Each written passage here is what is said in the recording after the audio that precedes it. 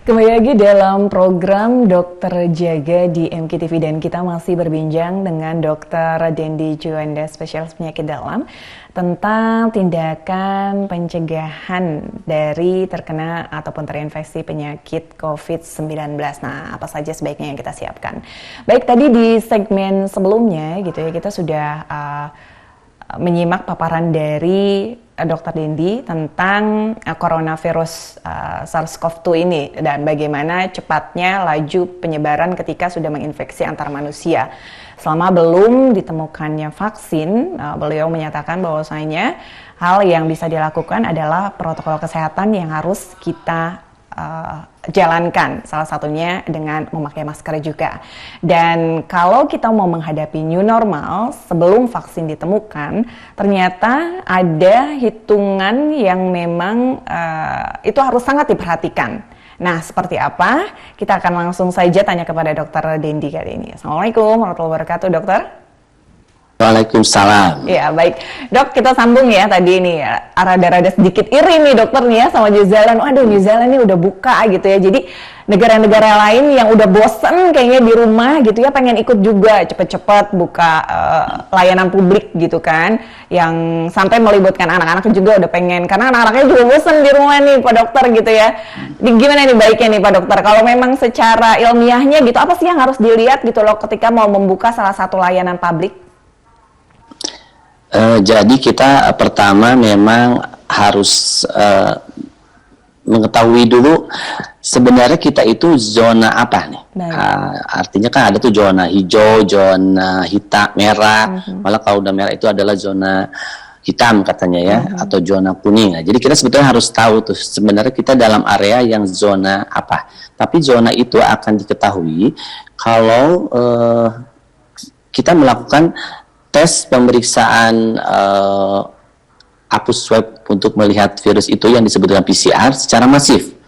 Nanti kita diketahui dengan angka itu bahwa oh kita tinggal di daerah yang zona hijau, oh kita tinggal di daerah yang zona kuning, oh kita tinggal di daerah yang zona merah. Seperti misalkan DKI itu kan sudah melakukan tes yang cukup banyak, sehingga mereka berani mendeklar bahwa DKI sudah zona merah. Jadi kita pertama harus tahu dulu itu. Kemudian, bila kita akan melakukan suatu aktivitas, sebetulnya ada patokan yang disebut dengan suatu indeks risiko. Indeks risiko itu ada, setiap kegiatan itu ada yang disebut dengan risiko rendah, menengah, kemudian risiko berat, artinya mudah, kemungkinan terkena virusnya tinggi. Nah, itu ada indeks-indeks yang disebut dengan indeks risiko. Apa aja? Nanti kita bisa lihat di sana tuh ada bahwa oh kalau misalkan ke bioskop itu contohnya yang sekarang lagi jadi polemik nih, apakah betul. Kita aman nggak ke bioskop pada saat sekarang? Itu kan kalau kita lihat dalam indeks risikonya itu sangat tinggi risiko untuk kita di bioskop. Pada kalau kita melihat dari pedoman guideline-nya, itu termasuk itu pertama itu. Kedua, sekarang kita dalam zona apa nih? Oh, belum tahu nih kita zonanya juga. Kita lihat aja sekarang angka positif rate-nya, kita sudah terkendali belum? Kita lihat sekarang berkisar antara 8 sampai naik turun sampai malah kemarin sempat 15%. Masih jauh di atas kriteria aman WHO yang di bawah 5%. Nah, itu jadi kita harus waspada kalau sekarang itu memang belum dalam fase aman untuk melakukan aktivitas-aktivitas di luar yang banyak kerumunan atau di ventilasinya tepatnya tertutup. Atau di tempat-tempat yang memang kemungkinan transmisi virus akan mudah. Itu yang harus menjadi kita waspadai kalau mau mengadakan suatu aktivitas. Pertama, kita harus tahu kegiatan itu indeks risikonya apa. Kedua, kita dalam zonasi apa. Tiga, bagaimana positif rate di tempat kita. Itu ketiga itu aja patokannya. Baik. Untuk mengetahui kita bergeraknya safety atau tidak. Baik Pak Dokter, dan itu juga ternyata jadi pengetahuan ya, alhamdulillah Pak Dokter gitu, karena kan kita terhubung dengan teman-teman kita ya Pak Dokter gitu ya. Kadang-kadang teman-teman kita juga kalau misalnya moodnya gitu ya, mungkin lagi pengen ya udah deh kita refreshing, kita nonton gitu. Tapi kalau misalnya kita paham dengan ilmu ini gitu ya, kita lihat kita di zona apa gitu ya Pak Dokter. Kemudian kalau misalnya mau nonton misalnya gitu ya, kita lihat itu kapasitasnya berapa gitu kan di sana. Kemudian sekarang ketika di new normal berapa yang boleh masuk gitu ya, kita harus bisa memperhitungkan itu juga gitu ya, kita harus pandai ya Dok ya. Ya, apalagi sekarang kan sudah jelas nih bahwa kalau kemarin masih banyak polemik bahwa ini droplet infection aja penularannya. Jadi lewat droplet yang terpecik dari batuk, bicara atau bersin. Terkadang sekarang sudah ada declare bahwa bisa lewat transmisi airborne, lewat saluran pernapasan, terutama bila pada tempat-tempat yang ventilasinya tertutup. Mungkin seperti bersih, pakai AC, tapi AC itu tidak sehat. Ventilasi bisa terjadi sirkulasi virus di tempat yang tertutup seperti demikian. Misalkan di bioskop yang ada AC-nya seperti bersih, padahal kalau ada virus aja yang tersebar di sana itu akan bisa menyebarkan kemana-mana. Jadi ventilasi, durasi lamanya kita berapa lama sih? Di bioskop nggak akan mungkin ya kita cuma 15 menit, minimal 2 jam contohnya ya. Kemudian jarak. Memang jarak yang paling aman itu adalah 2 meter ya. Baik. Jadi risikonya itu penularannya bisa ditekan kalau kita pakai masker, jarak 2 meter bisa 0% penularan virusnya. Jadi ventilasi kita harus tahu bagaimana di tempat yang akan kita datang, kemudian durasi berapa lama, jarak antar kita ada. Jadi tidak boleh terlalu dekat sekarang. Yang minimal memang bisa 1 meter, tapi yang paling aman itu adalah 2 meter.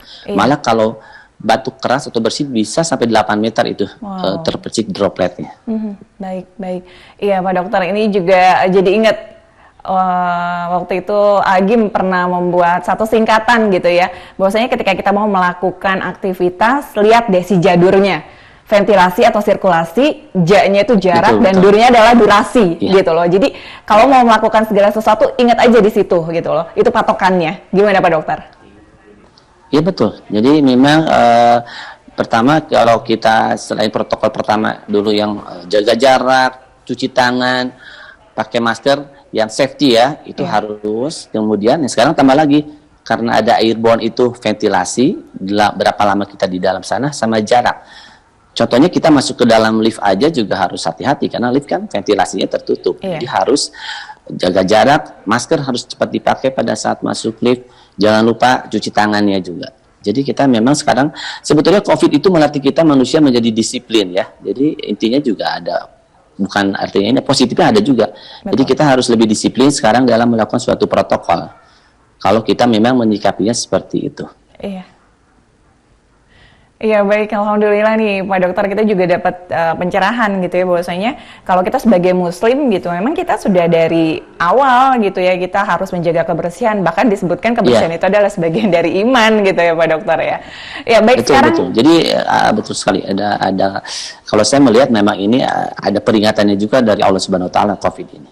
Iya, baik Pak Dokter, sekarang kita masuk ke faktor risiko tentang anak nih ya gitu loh. Apakah tadi kalau berbicara tentang imunitas, kan imunitasnya harus baik gitu ya Pak Dokter ya. Terus ketika sekarang mulai ada pembukaan sekolah, walaupun hanya 2 atau 3 hari, kemudian itu juga hanya setengahnya gitu Pak Dokter. Bagaimana tanggapan dari dokter sendiri? Jadi pertama tentang virus ini ya. Jadi virus itu kan masuknya itu ke dalam tubuh manusia melalui suatu tempat reseptor dalam mukosa manusia ya, yang disebut dengan S2. Jadi AS ini yang disebut AC2 itu ya, S2 itu reseptor tempat virus. Ada protein, virus itu punya tonjolan lah istilahnya, spike protein, dia akan masuk ke dalam tubuh manusia di mukosanya yang disebut dengan S2. Nah, itu memang pada anak itu S2-nya sedikit dan belum matang, artinya belum matur, sehingga memang kemungkinan anak menjadi berat itu risikonya kecil ya, tidak terlalu seperti pada orang dewasa. Kenapa? Karena viral load, artinya jumlah virus yang masuknya juga tidak sebanyak pada dewasa. Terus komorbid virus ini kan akan diperberat pada keadaan kegemukan, penyakit bawaan seperti hipertensi, diabetes, penyakit paru-paru kronis, jantung, dan autoimun ya. Itu biasanya jarang pada anak-anak. Penyakit komorbid COVID itu ya. Hipertensi jarang, kemudian diabetes jarang pada anak. Tepat masuknya virus yang disebut dengan S juga pada anak jumlahnya sedikit dan belum matang sehingga virus tidak bisa begitu banyak. Namun tetap anak bisa terkena juga. Dan anak itu kalau terkena tidak begitu menunjukkan sakit bisa seperti saya, tapi menularkannya sama. Jadi anak menularkannya sama kepada malah bisa kepada dewasa, bisa menularkan juga.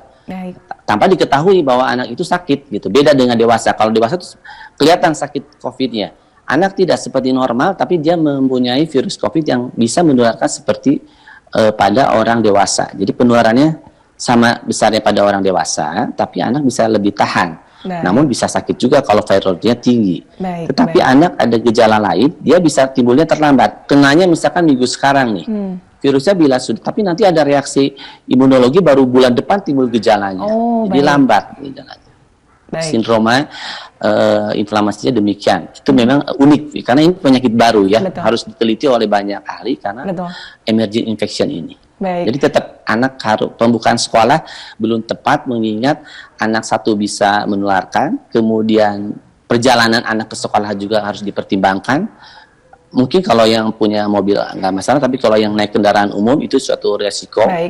Kemudian di sekolah juga bertemu dengan orang-orang dewasa yang kita tidak tahu status COVID-nya positif atau negatif, dan sistem imun juga memang mempengaruhi, beda-beda tiap anak. Dan kita lihat positif rate-nya masih tinggi. Sekarang masih di atas 10%. Belum aman untuk pembukaan sekolah. Iya, baik Pak Dokter. Gitu gambarannya ya. Baik Pak Dokter, Masya Allah ya, kembali ilmu lagi nih ya Pak Dokter. Baik, nampaknya ini sangat menjadi catatan sekali untuk para orang tua ya, untuk bisa memutuskan anaknya nanti untuk dilakukan masuk sekolah atau tidak. Baik, nanti kita sambung lagi, dan untuk itu sahabat MKTV tetap bersama kami, kita akan kembali setelah informasi yang berikut ini.